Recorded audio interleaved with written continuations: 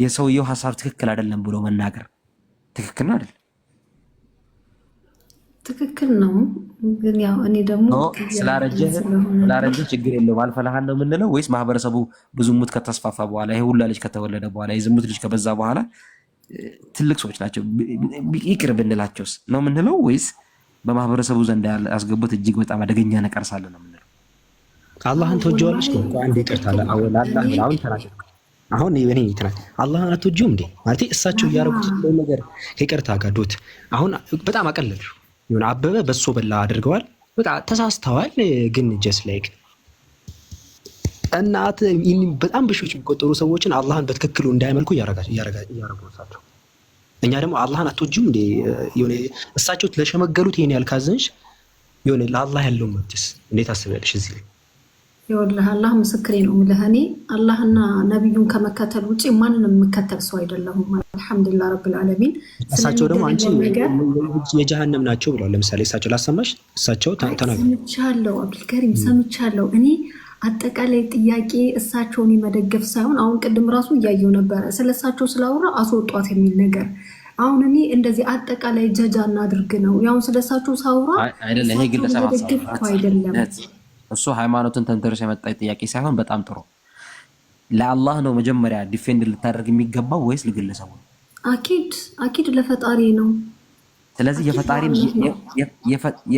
በፈጣሪ ላይ እንዲጋራ ፕሮሞት የሚያደርግ ሰው ዲፌንድ ማድረግ ነው ያለብሽ ወይስ ፈጣሪ ላይ ነው በዚህ ጉዳይ ላይ ዲፌንድ ማድረግ ያለብሽ? አኪድ ለአላህ ነው። እኔ ግን ታዲያ ስለ ሰውየው የሚያሳስብሽ ጉዳይ እንደው ይሄ ሰውዬ በአላህ መንገድ ላይ ሰው እንዲያመልኩ መንገድ ላይ እንቅፋት ሆኗል ብለሽ መውቀስ ነው የሚገባሽ ወይስ ማወደስ? እኔ እንደውም እኮ አጠቃላይ ጥያቄ እሳቸውን እየደገፍኩ ሳይሆን ሰው አጠቃላይ መናገር ይቻላል ወይ? የሞተ ሰው እኮ እየተናገርን አይደለም። ይቻላል። የምንናገርበት ግን ሸሪዓዊ መስፈርት አለው። ዝም ብሎ ብድግ ብለን ሳይሆን ሸሪዓዊ መስፈርት አለው።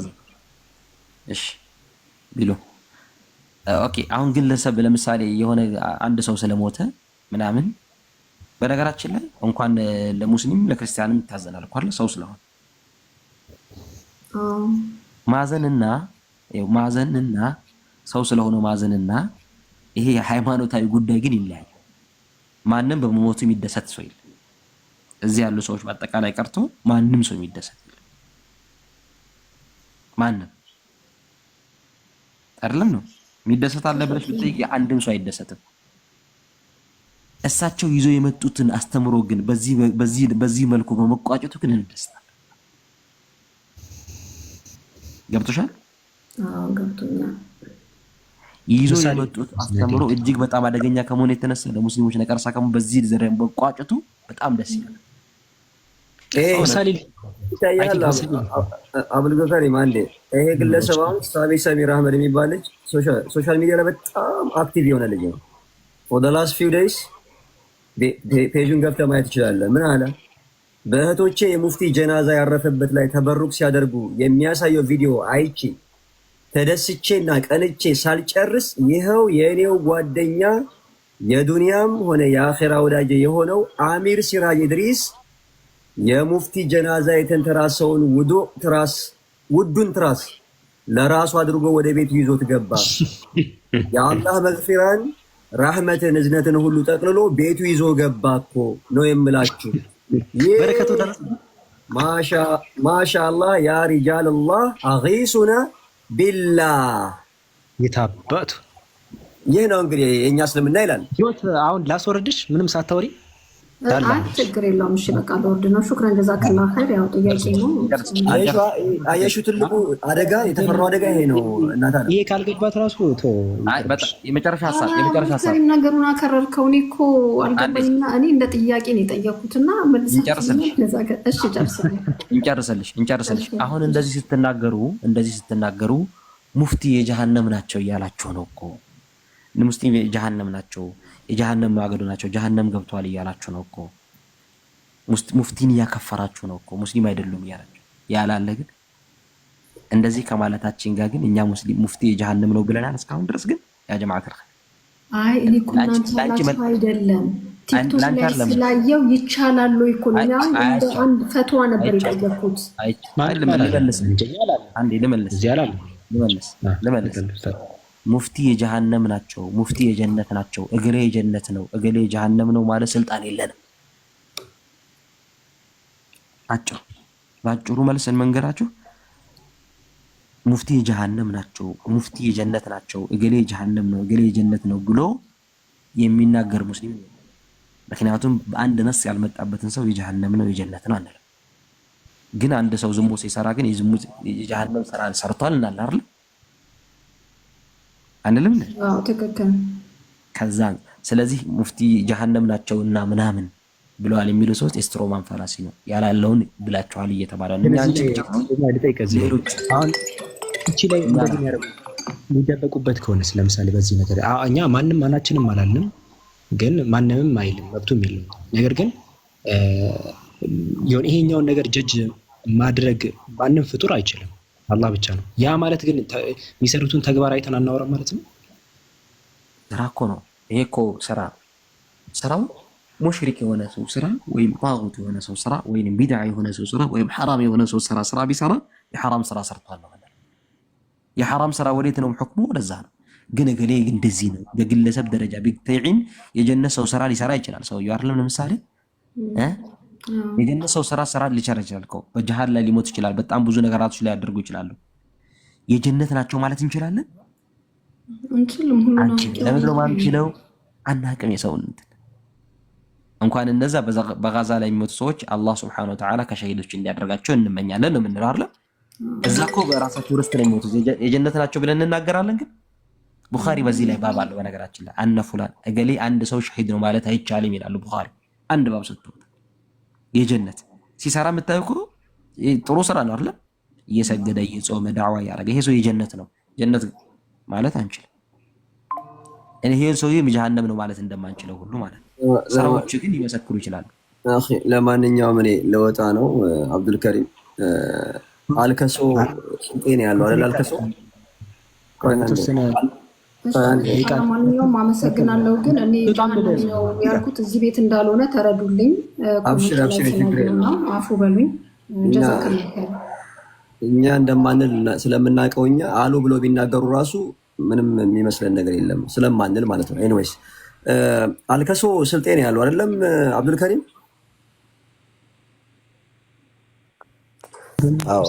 አራው ቃጥባሬ ጉራጌ ነው ያለው።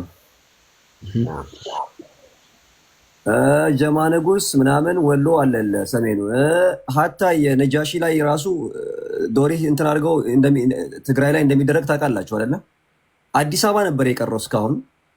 አዲስ አበባ ያው እንግዲህ የሙፍቲን አምጥተው እዚህ ሰፈራ የሚባለው ሰፈር አድርገዋል። ትልቅ ሙሲባ ነው በነገራችን ላይ ይሄ። ባሌ ስትሄድ ድሬ ሸኸና ሁሴን የሚል እንትን ታገኛለህ። እንደዚህ አይነት ተበሩክ የሚደረግባቸው የአላህ ሐቅ የሚጣስባቸው ቦታዎች ይሄንን የማስፋፋት ስራ እየሰሩ ያሉ ናቸው። ይሄ ነገር ከባድ ከባድ ከባድ ሙሲባ ነው ወደፊት። አይ ቲንክ ይሄ ጉዳይ ላይ ሌላም አጀንዳ ሊኖረው ስለሚችል በደንብ ምንድነው ሁለት አይነን ከፍተህ ለራስ አይደለም ለልጅ ልጆች እኔ ለምሳሌ አሁን 40 ዓመቴ ነው። ከዚህ በኋላ ስንት እንደምቆይ አላውቅም። ገብቶሃል? ከኔ ካለፉኝ በኋላ ይሄንን ነገር ምንም ነገር ሳላስተምር ልጆቼን ሳላስተምር በዚህ ነገር ላይ ሳልቃወም ይሄን ነገር እንዲስተካከል ሳናደርግ ብናልፍ አንድ ጀነሬሽን ማክሲመም 100 ዓመት ነው አይደለም? ከ100 ዓመት በኋላ የሚመጣው ጀነሬሽን ለዚህን ሰውዬ አሁን እያየው ነው። ይሄ አሁን ማለት ነው ይሄን ሰውዬ ካየው ይሄን የሚመስሉ ሰዎች ፍልስጤም ምድር ላይ ጂሃድ እንትን እያደረጉ ነው ለዲናቸው ለቤተል መቅዲስ ለአቅሷ ማለት ነው። ይሄ ግን የሙፍቲን ጀናዛ ያረፈበትን ይሄ ብጣሽ ጨርቅ ማለት ነው በማግኘቱ ምን አለ? የአላህ መግፊራን ራህመትን እዝነትን ሁሉ ጠቅልሎ ቤቴ ይዞ ገባ። ወነዑዙ ቢላሂ እንደዚህ አይነት ሰዎች ይሄ ሰው ማለት ነው ይሄ ሰው ዲንን ሊያጠፋ የሚችል ሌላ አካል ቢመጣ ከዛ ጋር ተባብሮ ከመስራት ወደኋላ አይልም። እኒህ አይነት የጫት ሙሪዶቻቸው በጫት የደነዘዙ ማለት ነው። ምንድነው ያሰለ ስለምን በረከታ ምን ደርሷቸዋል ነው ያልገባኝ። አኺ هذا ኢሉዥን እኮ ነው። ኢሉዥን ደርሷቸው አያውቅም እስካሁን ድረስ የሚያወሩት አንዱም ሰው ማለት ተበሩክ አድርጎ ይሄ ደረሰኝ ብሎ የሚለው ሰው ኢሉዥን ነው እንጂ አግኝቶ አያውቅም። ሸይጣን የተጫወተበት ነው። ትራሱን ልጅ ሰጡኝ ይላል። ትራሱን ተቀደምኩኝ እኮ አለ እኮ ትራሱ ሳይኮሲስ እኮ ነው አብዱልከሪም። አንድረስ ሳይኮሲስ ታውቃለህ አይደለ? እዚህ ሳይኮሲስ አሁን እኮ ሙሉ ትራሱን የወሰደው እኮ ራሱ እየቆራረጠ ሊያከፋፍል ነው ማለት ነው። በዚህ ምን ቢዝነስ ሊያደርገውም ይችላል። አዋት አስቆኛ መሳቅ አይኔን አታስቆኝ ጥርሴስ ልማዱ ነው ብሏል። ለማንኛውም ይሄንን ነው እኛ እየተከራከርን ያለ ነው። በነገራችን ላይ ትልቁ ደግሞ ክፍተቱ ምን እንደሆነ ታውቃላችሁ? ሶሻል ሚዲያ ላይ የምናውቃቸው ዳዒዎች አሉ፣ መንሃጃቸውን ማናውቃቸው ማለት ነው። አሁን አንድ ዳዒ ላሳያችሁ እችላለሁ። አንድ ዳዒ ይሄን ታውቁታላችሁ? ሽልጥልጥ ነው ሽልጥልጥ 10 ምናምን አይነት ነገር ነው የፖስተው በአንድ ኬዝ ላይ ማለት ነው። ዑመር ግን ሙፍቲ ዑመርን ማለት ነው ማውገዝ ካለበት ከአነሁ ከመጀመሪያው እስከ መጨረሻው አንድም መርጠህ የምትይዝለት ስራ የለውም። እነዚህ ሰዎች ግን ማለት ነው ምንድነው ተድሊስ እያደረጉ ነው ያሉት የሆነን ሰው አታክ ለማድረግ ሀታ አሁን እንኳን ይሄ ሲናገር ያየሁት ላሰማችሁ እችላለሁ። አህመድ ላይ ነው መልስ የሰጠው። አህመድ የሚባል ልጅ አለ እዚህ ቲክቶክ ላይ ያለ ማለት ነው። እሱ ላይ ለመወለድ ሲል ማለት ነው። ይሄ ማለት እነዚህ ግለሰቦች አስመሳዮች ናቸው። ቢዝነስ አላቸው። ገብቷል? ከመጅሊሱ ጋር ከምናምን ከማህበረሰብ ጋር የቢዝነስ ስራ ነው። ዲናቸውና ቢዝነሳቸውን እየቀላቀሉ የሚሄዱ ሰዎች ናቸው። እነዚህን መፋለም ያለብን። የምትፋለመው ደግሞ ዲንህን በማወቅ ነው። ይሄ ሰው አሁን በየቀኑ ማለት ነው ህልም ፈታለሁ እያለ እንትን የሚለው ኦንላይን ኡስታዝ ባለቤቴ በህልሜ ብርቱካን ሲሰጠኝ አየሁ። እንግዲህ ባለቤትሽ በህልምሽ ብርቱካን ከሰጠሽ ሪዝቅ ነው። ይህ እንደዚህ ዘመናዊ ጠንቋዮች ማለት ነው። ህልም እንዳለ ፌስቡክ ጋር ብትገባ ማለት ነው እከሌ ጋር እኮ እንደዚህ ስገናኝ አደርኩኝ ምናምን እንደዚህ በህልምሽ መገናኘት ከሆነ እንደዚህ ነው። ይሄ አጭበርባሪዎች ናቸው እነዚህ ሰዎች። በሰለፍ ካባ ራሳቸው ተጀብኖ የሚሰሩት ግን የኢኽዋኖችን ስራ ነው፣ ሁሉንም ለማስደሰት ማለት ነው። እነዚህን ሰዎች ነው መታገል ያለብን። እነዚህን ሰዎች የመካነ መቃብሩን የዚህ የሙፍቲን የቀብር ጉዳይ በተመለከተ 4 መርሃ ግብር ወጥተው ነበረ። ከአራቱ መርሃ ግብር ውስጥ አራተኛው ይሄ የቀብራቸውን ጉዳይ የሆነውን ነገር ኮፒ ፔስት አድርገው እንትን ሲያደርጉ ማለት ነው። አራቱንም ኮፒ ፔስት አድርገው ለጥፈው በዚህኛው ነገር ላይ ይሄ ስህተት ነው ብሎ መናገር ሲገባቸው እነዚህ ሰዎች ያችን ነቅለው ቆርጠው ጥለው ማለት ነው 3ቷን ብቻ እየለጠፉ ሙስሊሙን የሶሻል ሚዲያ ተከታይ ምን ሲያደርጉ ሲያወዛግቡት ነው ያሉት። አሁን ደግሞ ምን ጀመሩ? ሰውየው ከተቀበረ በኋላ ደግሞ መጮህ ጀመሩ። መጀመሪያ ነበር መጮህ የነበረባቸው አይደለ? መጀመሪያ ነበር መታገል የነበረባቸው። መጀመሪያ ግን ሰውየው የሚደረግለትን መርሃ ግብር በሙሉ ሲያራግሙ ነበር። የሀገር ዋርካ ያኺ ምንድነው ዋርካ? ሾላ ዋርካ ዝግባ የሚባል ነገር የለም። ከሰራ ለራሱ ነው። ይህ ምን የሀገር ዋርካ ነው? ሙስሊሞች በሚገደሉበት ሀገር፣ ሙስሊሞች በሚሰደዱበት ሀገር፣ ሙስሊሞች አንገታቸውን ቀና አድርገው በማይሄዱበት ሀገር የሀገር ዋርካ ሆኗል የተባለ የሚወራለት ሰው ማን ነው? ትላንትና የሙስሊሞች እስላምን ሀይ ለማድረግ ሲለፉ ሲታገሉ የነበሩ ሰዎችን ወሃብያ ገለመሌ እያለ ሲናገር የነበረ ሰው ነው። እሱ ነው ዋርካ የሚባለው። ወላሂ እዚህ 337 ሰዎች አላችሁ። ሁላችሁም እኔ የምናገረው ነገር ሐቅ ካልሆነ ለአላህ ብላችሁ ጥሉኝ። ለስሜታችሁ ለጅንስያ አሰብያ የሰፈር ሰው ዘሬ ቅብጥሬ ምናምን ብላችሁ የምጠሉኝ ካላችሁ ወላሂ ኢኒ በሪኡ ሚንኩም። እናንተ ስታለቅሱም ስትታረዙም ምንም አይመስለኝም እኔ። ምክንያቱም እናንተና እኔን የሚያገናኘን እኹወተል ኢስላም ነው። ላኢላሃ ኢላላህ ሙሐመዱን ረሱሉላህ። እሱን ደግሞ ሐቁን ይዘን ነው እንጂ እያመቻመችን እየተሸለጠለጥን ምናምን አይደለም። የሚባል ነገር የለም፣ የሚባል ነገር የለም። እኔ በምናገረው ነገር ላይ ስህተት ካለብኝ ወላሂ ኢኒ በቀላሉ ተራጁ አደርጋለሁ፣ እመለሳለሁ። ነገር ግን እየተደረገ ያለው እኔ ቤተሰቦቼ ደቡብ ወሎ ነው። አሁን ደቡብ ወሎ አሁን የምነግራችሁ ማለት ነው ወጣቱ ሰላት የማይሰግደው የሀገር ነው። አሸን ነው ሰላት የማይሰግድ ነገር ግን ጀማ ንጉስ የሚባለው ዶርሂ ላይ ማለት ነው በየዓመቱ የሚንከባለለው ማን ያን ያደረገው? ይሄ የነ ሙፍቲ ስራ ነው። አሁን ደግሞ ራሱ ላይ ሊንከባለሉበት አመቻምቾ ሄደ። ይሄንን ዲና የምናደርገው ነገር አይደለም፣ ልንቃወም ይገባል። ወላሂ አዲስ አበባ ላይ ነው ይሄ ነገር እየተደረገ ያለው፣ ያውም ደግሞ